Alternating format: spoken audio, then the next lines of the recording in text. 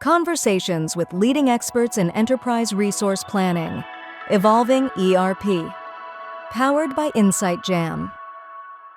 Hello, and welcome back to another Evolving ERP. I'm your host, Ryan Daly, and we are back once again with returning champion Dan Aldridge. Dan, welcome back to the show.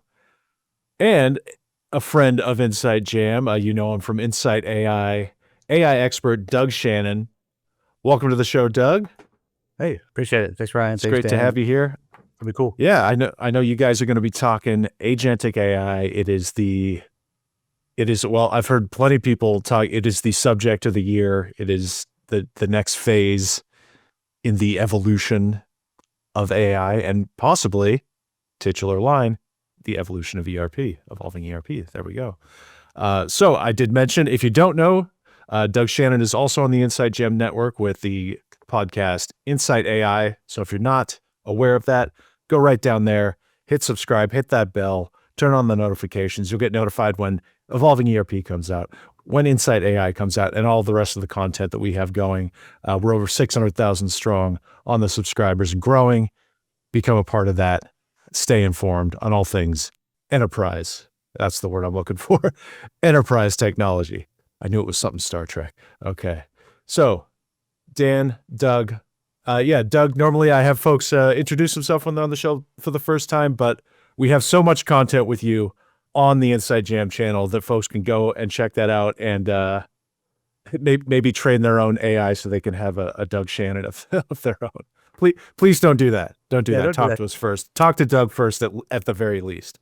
Yeah, I don't want to be Scarlett Johansson where I sue like OpenAI for my voice usage and whatnot. So yes, please no lawsuits. So Dan and Doug, without any further ado, please take it away. I'm really looking forward to this conversation because listening to the two of you individually is always incredibly informative, and together, well, I've seen it in the past and I'm looking forward to it in the future. So have fun. Well, Doug, it's always a treat to talk to you, my friend. You are always out on the bleeding edge of this AI thing, and much of what we're hearing, of course, is in this area. And I hope I can challenge you with some questions today, some thought-provoking things, and I'm sure that I'll pull on some threads when you start talking. I'm like, woo, I never thought of that one. So I'd like to start off with something that's not even on the agenda, because when we were talking before, you said you trained your AI to be you. What did you mean by that? To get really close, right? So AI, when you start using it, this is why I recommend when you're starting to use AI, start talking to it, especially when depending on what model you're using, whether it's Anthropic, whether it's OpenAI. If you want a conversational model, OpenAI is really the best one that's out there. Talk to it, start to leverage it, and really the way it helps me get alignment with like my things and the way that I trained it is because you have to understand who you are. You have to understand like what you talk to, how you talk about things, your method or different frameworks. And so I online, like on LinkedIn, even inside of Insight AI, I use a lot of the frameworks I built out that help with enterprises, that help with businesses, that help people understand how AI works. And those help to kind of tailor that like mindset, right? And so it's not perfect. It never should be. You don't want it to be perfect because that'd be kind of weird. But in general, that's how you drive to at least get like, again, it's that AI and talking to AI and using the tools that are there should be used as tools to enable us, to empower us, to really embolden us to do more. And the more is like that blank page approach. If I can get stuff on paper, I can actually edit that very quickly because sometimes just starting is the hardest part. And so that's why.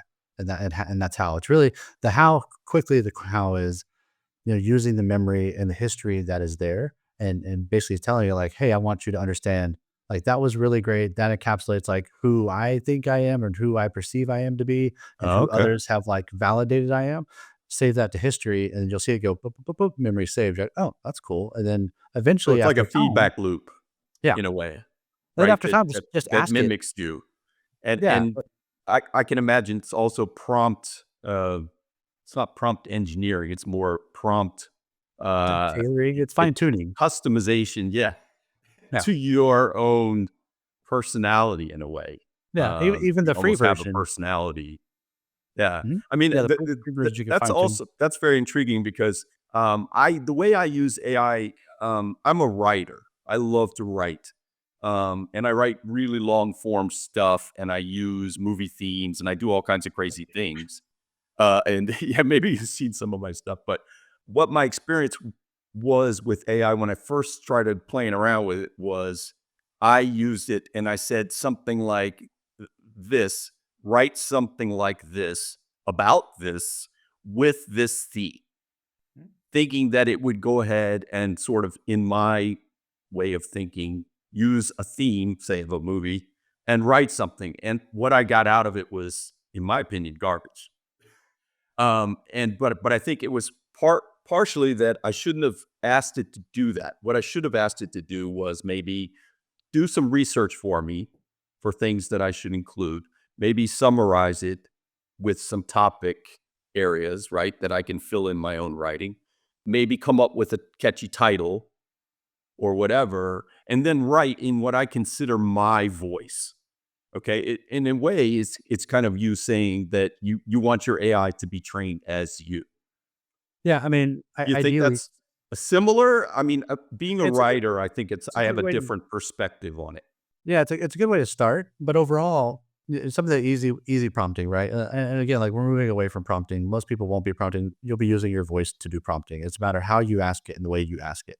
But there are keywords. Like I'll have an idea or I'll come across something. I'm like, or maybe I'll come across like a new news thing. I'm like, hey, don't write anything. Just understand what is being talked about here. And now I have this very other thought. And how does this relate? But here's my long, like page paragraph of like what I'm thinking and use my thinking. And I'll put in there, like, use this as grounding.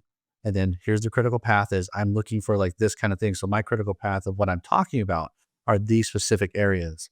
And so then now you're talking about like chain of thought, right? You're basically providing chain of thought to it. And this is where inference models that are the new ones that are out kind of help you along that path anyway. And this is why prompting is kind of going away. You should be able to, with inference models, ask kind of the questions you were talking about. But with the free stuff and stuff that's just still very out there right now, if you can tailor it and say, this is my thoughts, ground on this, and to do a critical path here, here, and here, great. And then you're going to get better results because now you're giving that context. Okay, yeah. So moving into kind of my area, my favorite area is ERP, and it's kind of the subject of the show. I would say that I'm wondering if you could tell me kind of how the agentic AIs are probably going to transfer or transform ERP from. I mean, traditionally it's been a database sort of driven platform, right? It's something with an interface. You got a database, this single system of truth, hopefully, and you got some UI that sits on top of it with some logic layer that says things like, enter a purchase order, your purchase order data goes down into the database and so on, and then you get feedback. But now I believe that agentic AI, it seems, not just robotic process automation, right, which is already happening, but full agentic AI to say, enter a purchase order, go, right? Where it's almost simply a database. And I think that's what Satya Nadella was sort of driving at, that AI could sort of render. Can you see something like that happening? Or are you seeing that it has the potential to change ERP from being just this database driven thing to being more of a decision making system? Yeah, it's two different questions. But yeah, in general, Okay. let's start off here though, is Part that A. yeah. So it's ERP is exactly what you explained it is. I mean, you're the expert in that field. But looking how automation has helped in the past, we can start to see how we can see that roadmap of where AI and agentic come into play. And so where you have automation that was building, it was taking like the task. So as a human, like we go through and we put things in and we do the next step, the next step, next step. Well, that mostly could be automated. Invoice comes in, PO comes in. These next steps always happen because it's always that invoice from that company, or it's always that same piece of paper with the same triggers or the same activities or same way that we anchor the items to it to understand it. However, automation had its issues. Automation still has issues where, yes, it's very rigid, but also it has maintenance issues where if something did change, or say that company that you had POs from decided to change to a new system themselves, well, now you have to redo that whole automation. But what if, and especially here with AI agents or agentic automation, well, everybody's really still at agentic. There's agentic automation, and there's agentic processes, and there's agentic AI. There's a lot of agentic. My take as a practitioner in this space is agentic is a step in the right direction, but really everything's going to be moving to AI agents. And the difference between the two is agentic is very task based. So think automation, think RPA, yet able to still have agency, hence the word agentic, to actually take on different processes and do different things and really drive it forward. Now, AI agents can have goals, can have overarching goals, can have, hey, this thing does this every time, all day for this whole section of the company, and handles that very well because it understands the nuance of those companies and understands the nuance of the asks that it has. And it can then take actions and tasks associated with it, while also both use different tool sets.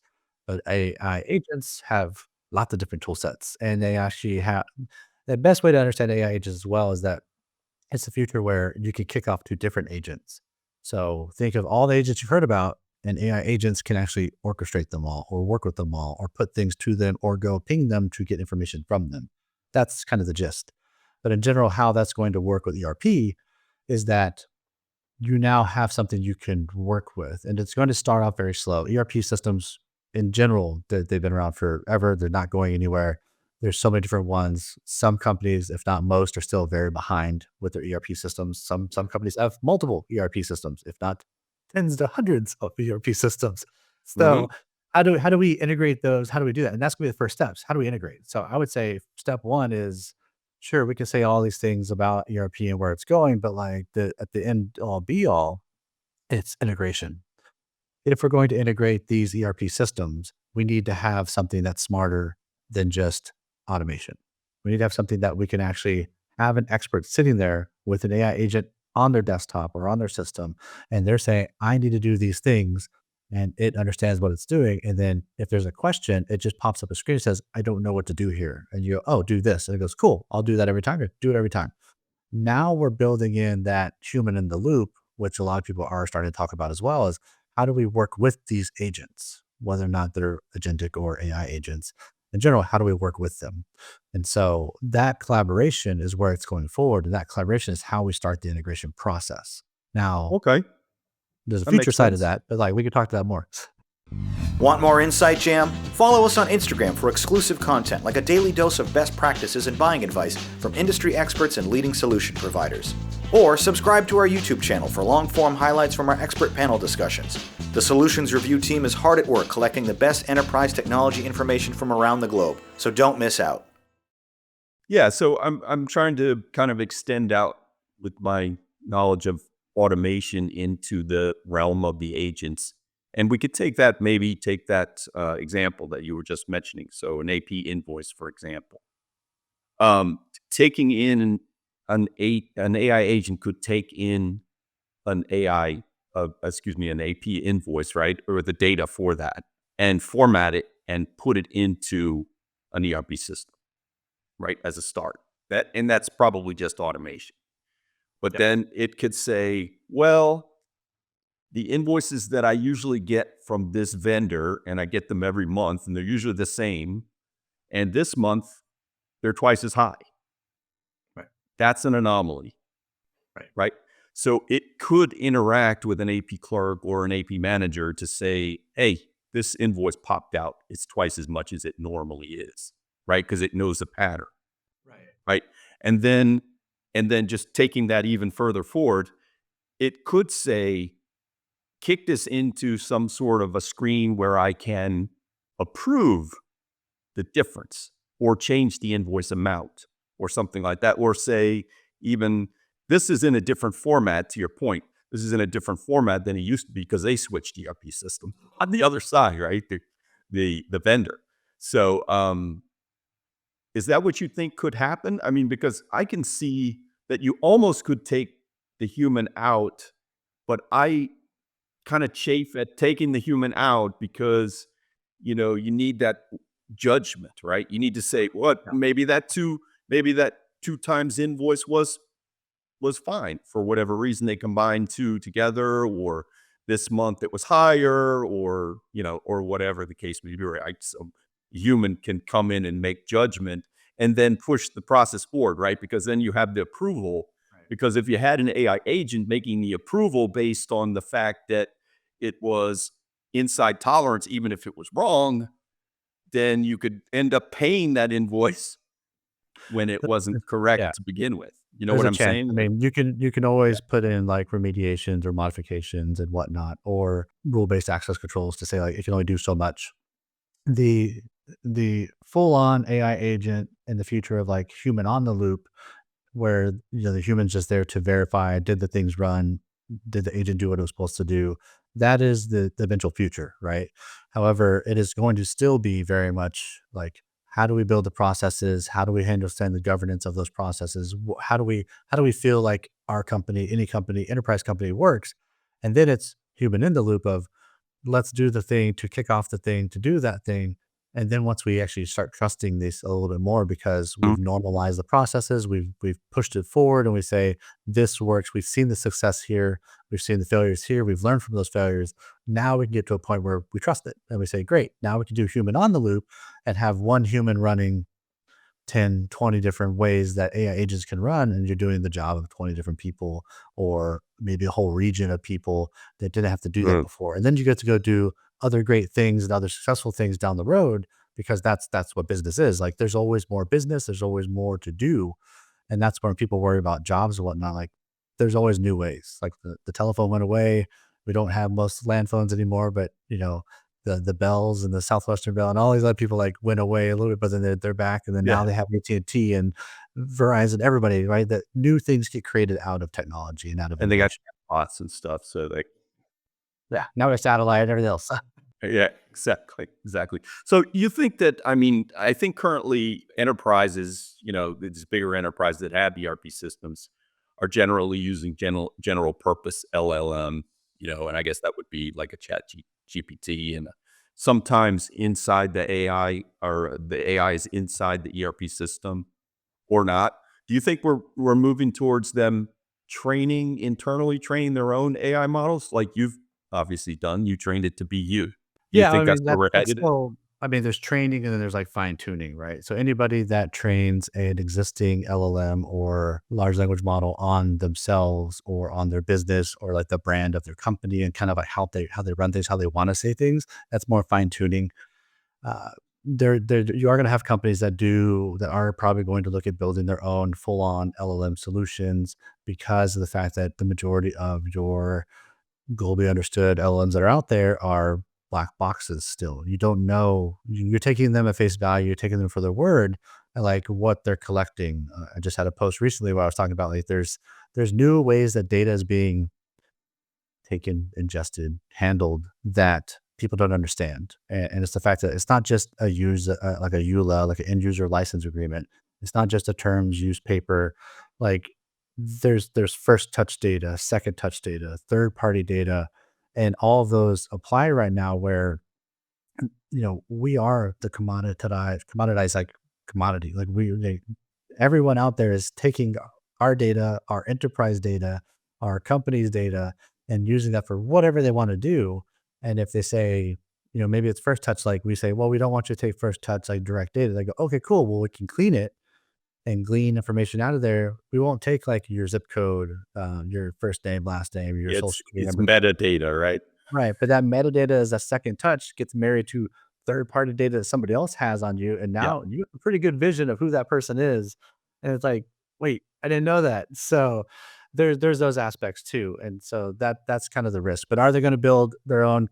Companies may do that because of the weights that are hidden. And so that black box of like, what's being taken?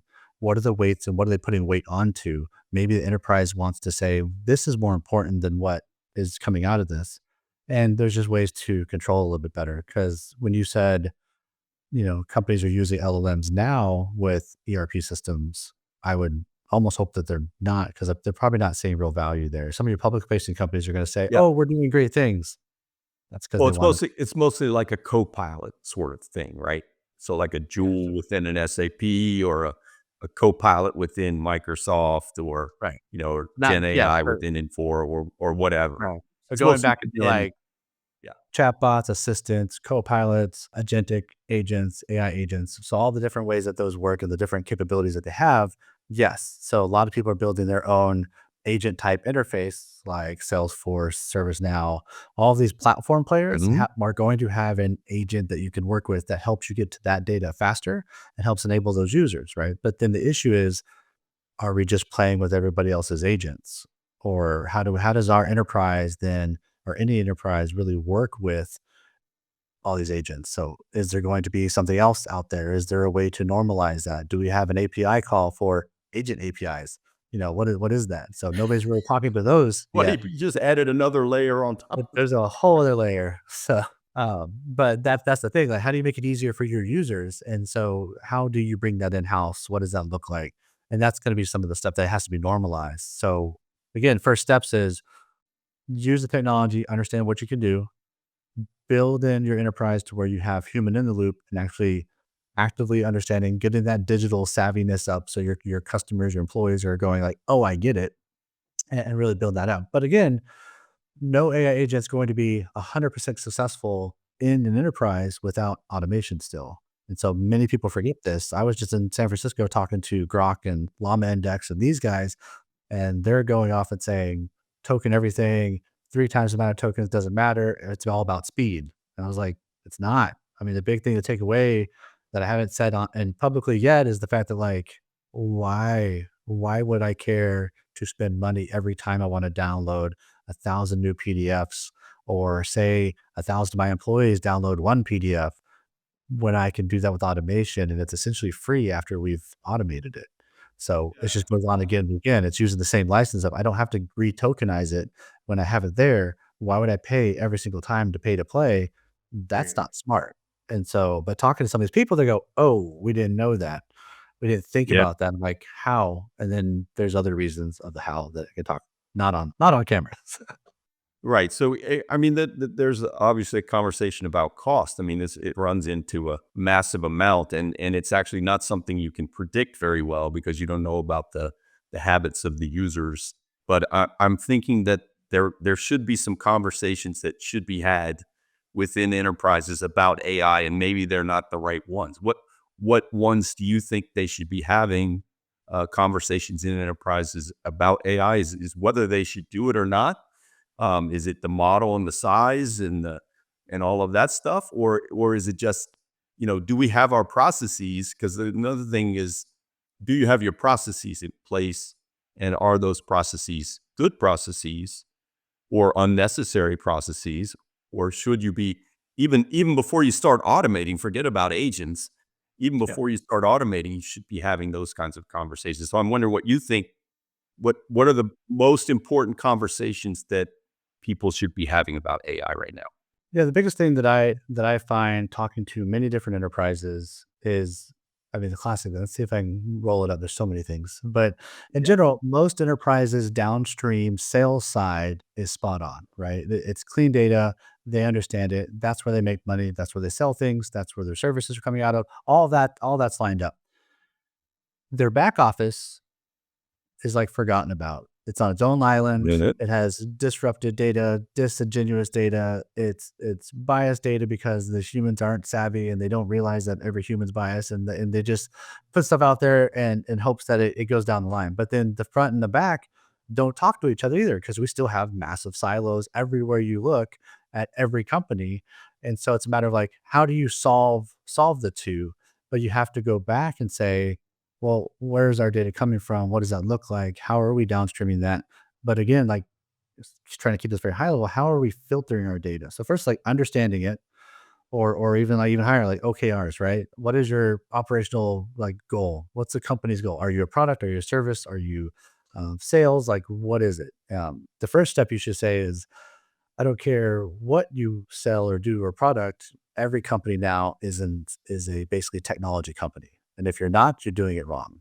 You have to Okay. acknowledge like that I'm a technology company. I don't care if you sell teddy bears to like the ones you stuff at the malls, like you're a technology company. You know why? Because that teddy bear has a voice box and it has all these other things, and you want to build in services around those things so your people come back and they have interactions with it.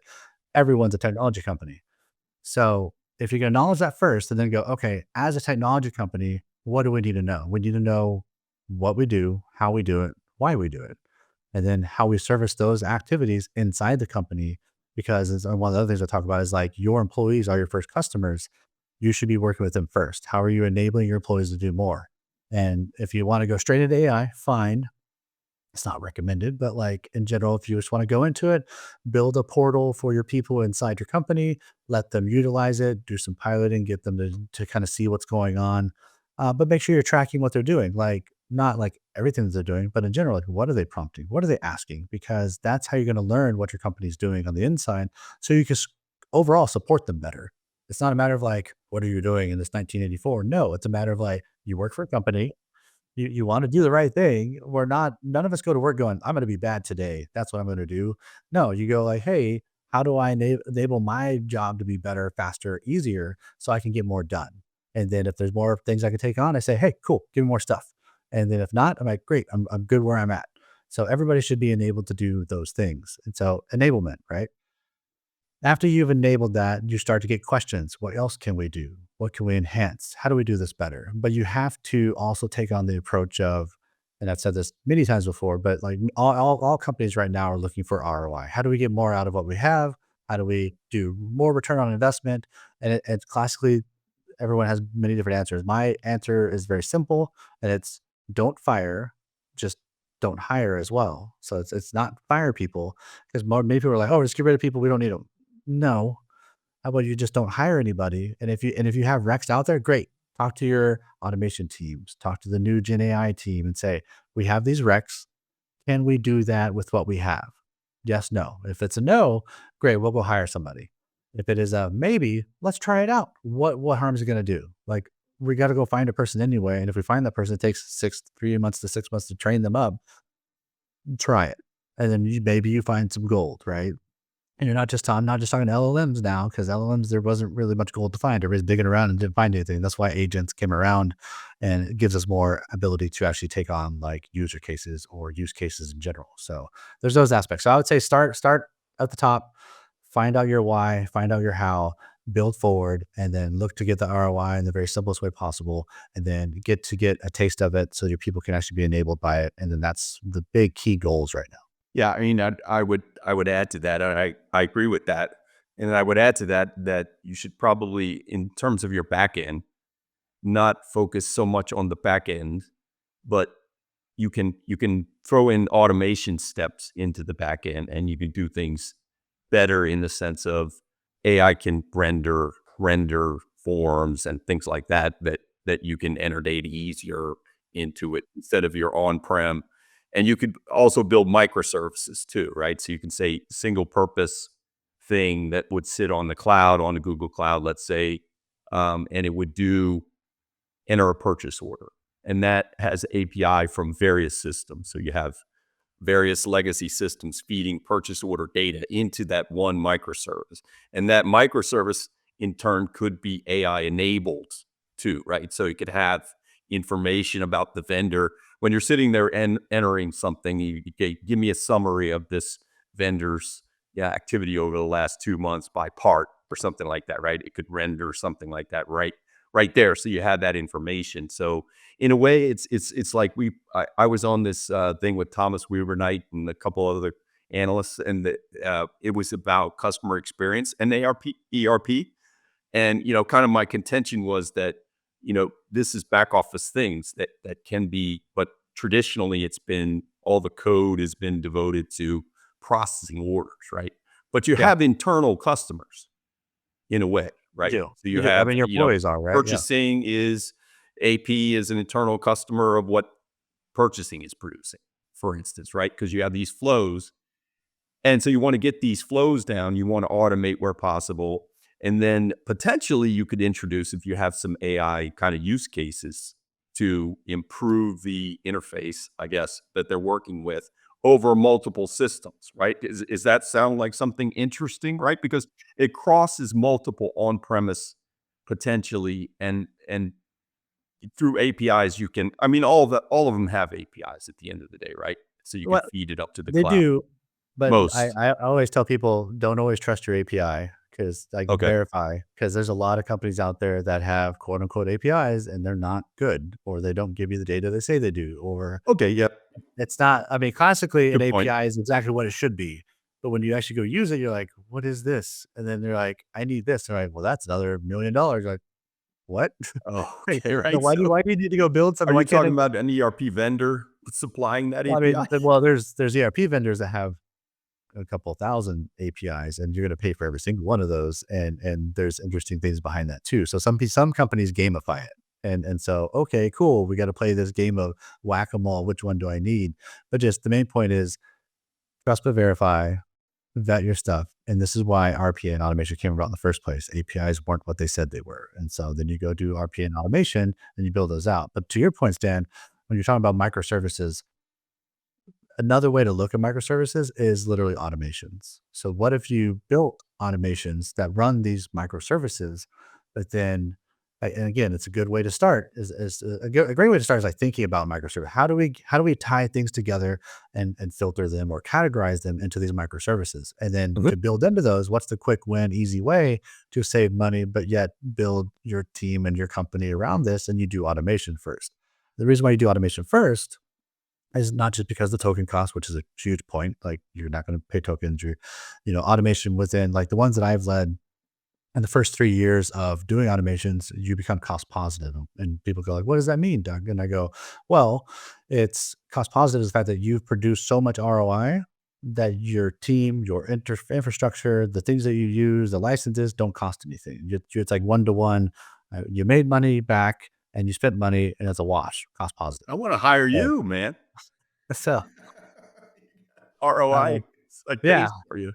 but there's a way to talk about that. But in general, so there's that way to look at it. But the cool thing is, so we're talking about microservices, using automations. Now understand that when you actually are ready to do AI can actually kick off your automations, giving I you love it. audit control, giving you better understanding of what's actually doing, giving you that better ability to say, if everybody has an agent and they can kick off anytime they need to do an automation or tweak it because it's smart enough to tweak their own thing, that's massive win. And people don't think about it that way. So this way you need thought leaders or people to talk to or advisors, or it goes back into like, you don't need a CAIO, a chief AI officer.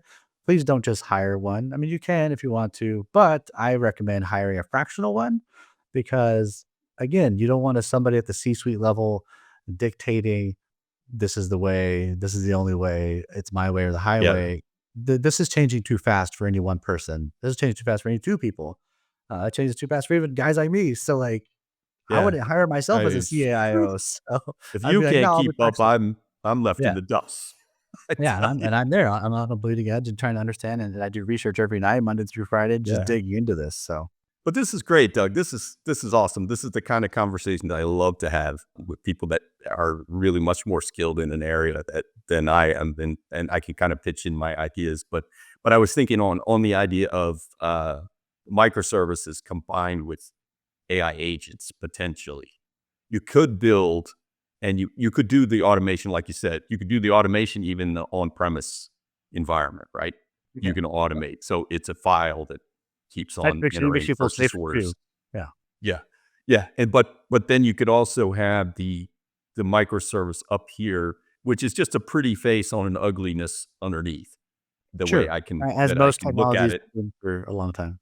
Exactly. Right. So those can complement each other Yeah. in a way. You They wouldn't validate. so It's a if they trust validate, right? Because you validate. can Yeah. see it, then you could have a read-only microservice that says, okay, I can look at all the POs that just got entered down here in the automation of the purchase order session, wherever it was on however many ERPs that it was, and fed up there, and you can look at it there. And oh, by the way, you could enter one here and it could go down. That's Right. another possibility too. But that would be a manual enter of a PO Yeah. maybe for the I mean, microservice. So they, 100%. in a way, they can be married together, I think, in And a and nice and way. right, and in some ways, you're gonna trust automations more because they're on rails, they're very regimented, and so when it goes back to, like, CRUD, right? Like the create, read, update, and delete, you may give an automation all of that because it knows this is the task, it's always this, and if it doesn't know what to do, it just stops and goes, "Hey, I don't know what to do." And that's where it ends, and then it goes back to, like, a team, and they work with you, and they figure it out. Well, with an AI agent or agentic agent or any kind of agent or copilot, you're not going to give it create. You're probably gonna give it all read, and there's gonna be limited capabilities until you start to trust it more. You may then go, "Well, let's give it some update abilities because we know it knows when to update, and it knows when to grab the data, or maybe it updates first, and then it has read vice versa. And then it's never going to delete, or maybe it only deletes in certain circumstances because of, like, every 7 years or whatever details you need for, like, law and whatnot." So Or it fills the tables right. when you have a certain event happen. You can see something. It's a Yep. read. It's a read up here, and it could be the microservice, and you could check off, or it could fill a table aside of it and say, "Hey, these are out of tolerance. They're up 10%, down 5%. They're outside that tolerance limit, whatever." Put it in a table, and you can approve it, Yeah, or and an that's the cool thing agent with can approve agents, it. right? An agent can actually say it can do a range and say, "Well, I'm 80% sure of these things. Hey, person and human that's in the loop, do you want me to Yep, do yep. these things?" Like, yeah, looks good. Cool. And then Put them in a table. right. Yep, and the check, But check, then check, check, check.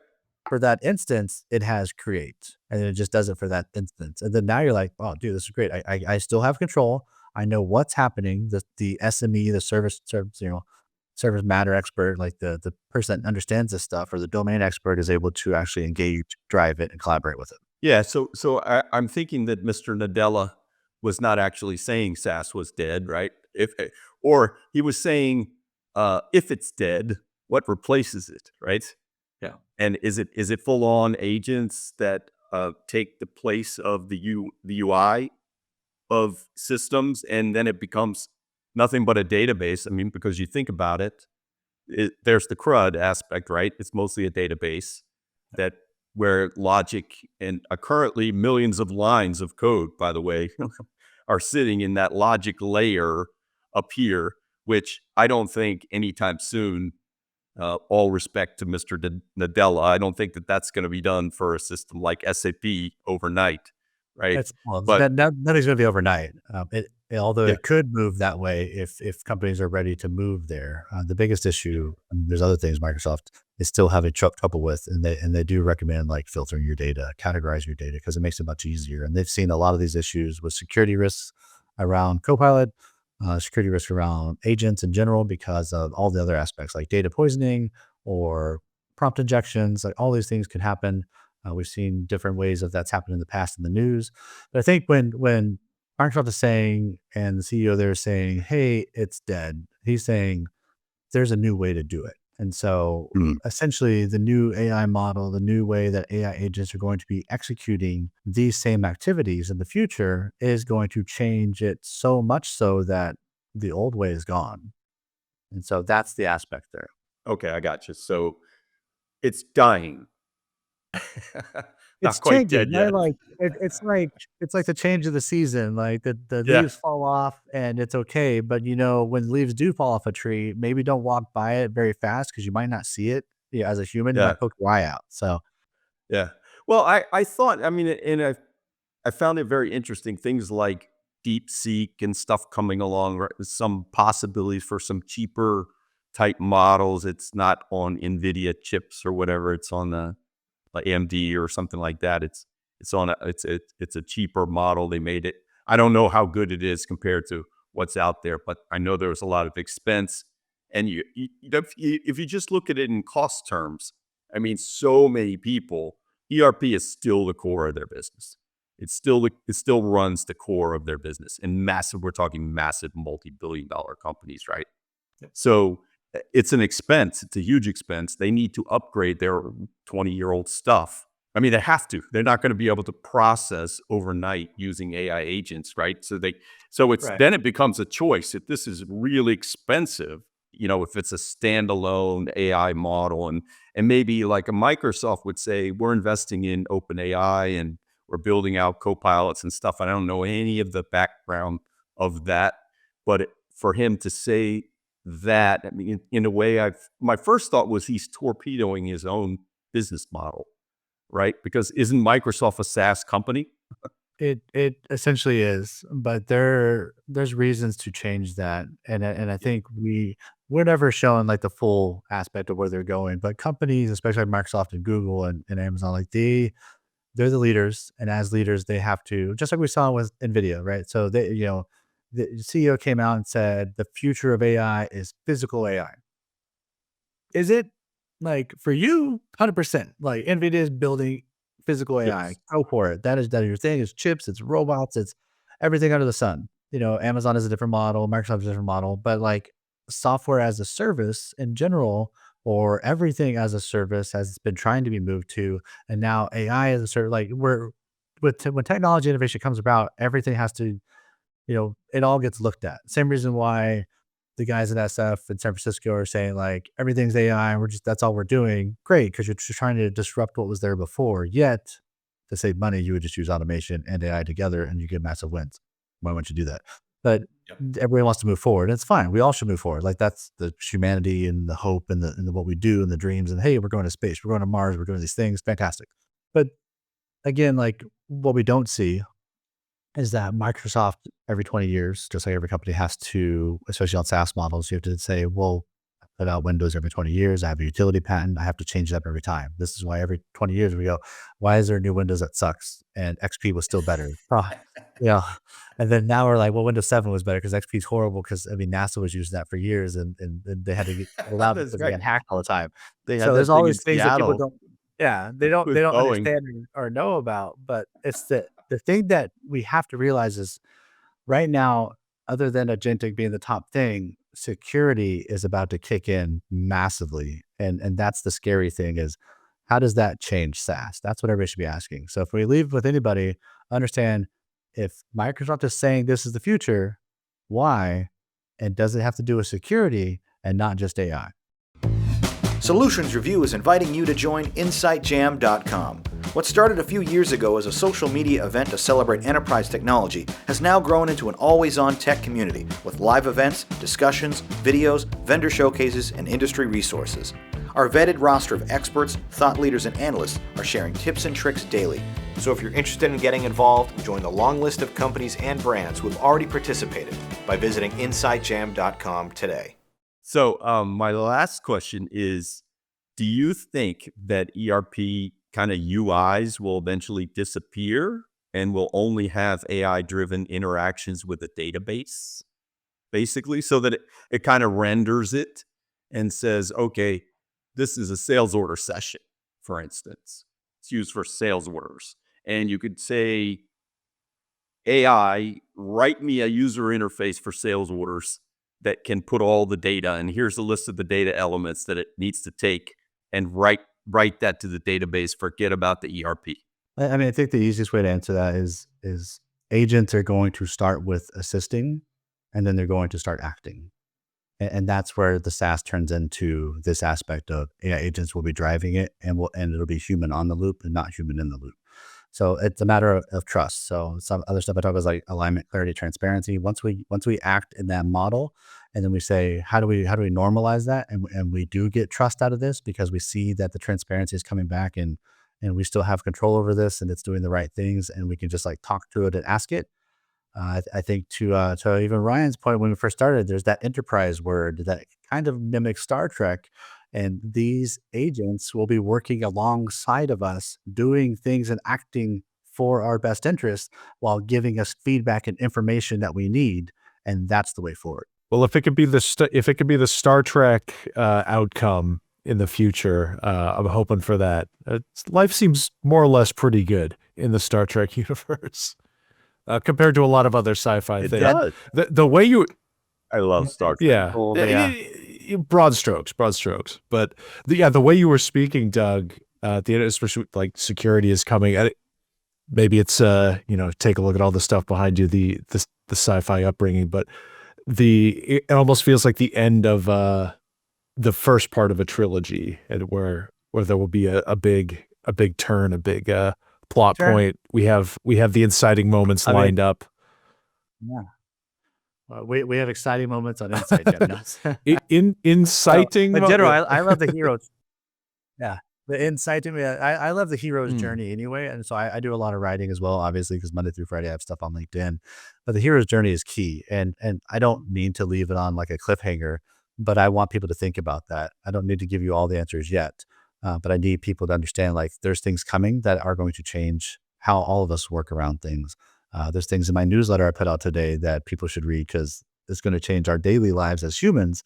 And we may not realize it. Well, So, where could folks go and find Very that newsletter? Where's the best place to look for that? yeah, I mean, the great thing and the sad thing is I'm only on one social media thing, which is LinkedIn. Other than that, the stuff I do with Inside Jam. But so on LinkedIn, you can find me. You can see all my posts Monday through Friday. And then every month I try to put out a newsletter when there's stuff interesting. However, there's always something interesting that's got my attention. So yeah, feel free to check me out there and connect and ask questions. And I'll Yeah, get back to you. absolutely. Doug is a great resource if you are interested at all in AI. And as much as it's touching every facet of our lives, you're probably going to be interested in it. So take a look. Check out Doug on LinkedIn there. Get on that newsletter and check out Insight AI here on the channel. Dan, where should folks look for you in your writings? So the website is pcgservices.com. And I'm going to have some articles out there as well. But you can check out my LinkedIn articles. They're just on my LinkedIn profile there. A lot of those movie-themed articles that I have. There's one more. Our Smart Factory website is called asmartfactory.com. Excellent. So all of those will be down in the show description. And hey, while you're down there, you listen this far, which means you're probably interested in this stuff. So go ahead and hit that subscribe button, hit the like on the video, and stay informed. Get updated on new episodes of Evolving ERP, new episodes of Insight AI, and all the other great stuff that we have here on the Insight Jam channel. Dan, Doug, thank you so much for coming on the show. It's a fascinating conversation. I feel good about it because Thank you, I feel Ryan. like we're leaving them wanting more. Thanks, Doug. That's where we want to be. There's so much more to talk about. Hope so. I feel like we can let this go, but for another hour. Maybe we say next time on Inside AI. Next we'll talk time about on Inside AI. All right. Excellent. So for Dan Aldridge and Doug Shannon, I've been your host, Ryan Daly. We'll see you again in 2 weeks' time. Have a good one.